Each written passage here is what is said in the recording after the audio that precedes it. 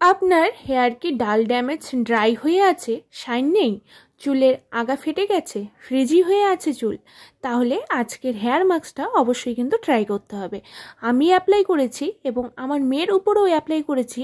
এটা এত ফল ভালো এসেছে, তাই আপনাদের সাথে শেয়ার করছি। একবার অ্যাপ্লাই করুন, দেখবেন কতটা এফেক্টিভ এই মাস্কটি। চুলে এত বেশি শাইন এনে দেবে, ডালনেস কমিয়ে দেবে, সেটা ইউজ করলেই কিন্তু বুঝতে পারবেন। বেশি কথা না বাড়িয়ে চলুন দেখে নিই কী কী লাগছে এই রেমেডিটা তৈরি করতে।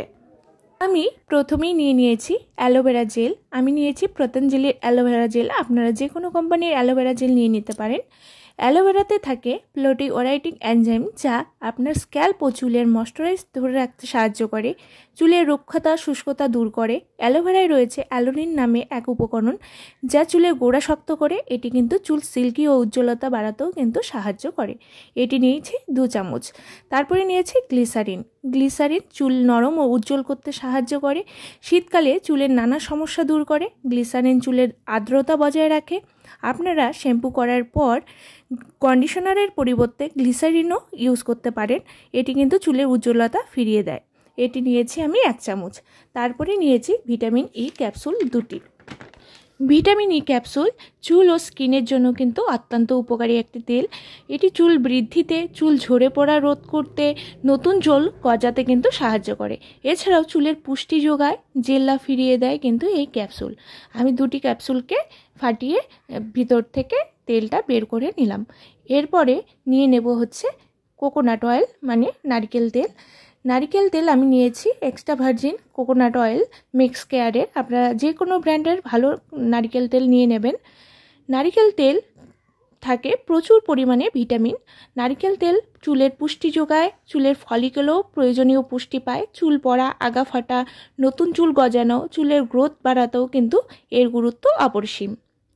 এটা নিয়ে নেব আমি 2 চামচ। আপনারা চুলের লেন্থ অনুযায়ী সমস্ত উপাদান বাড়িয়ে বা কমিয়ে নেবেন। তারপর কিন্তু সমস্ত উপাদান একসাথে মিশিয়ে নিতে হবে ভালো করে। সবগুলো উপাদান একসাথে মেশানোর ফলে দেখা যাবে একটা ক্রিমিনেস চলে আসবে সব উপাদান মিশে। তখনই বোঝা যাবে যে আমাদের মাস্কটা কিন্তু রেডি এখন লাগানোর জন্য। এখন আমি এই মাস্কটি অ্যাপ্লাই করব আমার মেয়ের চুলের উপরে। চুলটাকে ভালো করে আঁচড়ে নিচ্ছি। আঁচড়ে সমস্ত জট ছাড়িয়ে নেব, তারপরে কিন্তু সমস্ত চুলে অ্যাপ্লাই করে দেব।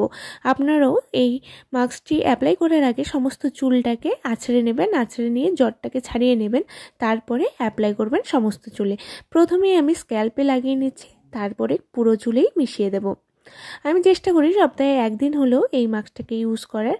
এই মাস্কটিকে দিয়ে 15 থেকে 20 মিনিট রেখে দিতে হবে। তারপর কিন্তু পছন্দ অনুযায়ী শ্যাম্পু করে দিতে হবে।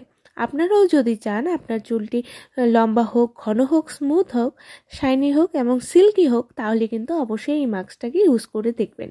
শুধু একবার ইউজ করেই দেখবেন এর বেনিফিটটা কতটা ভালো পাচ্ছেন।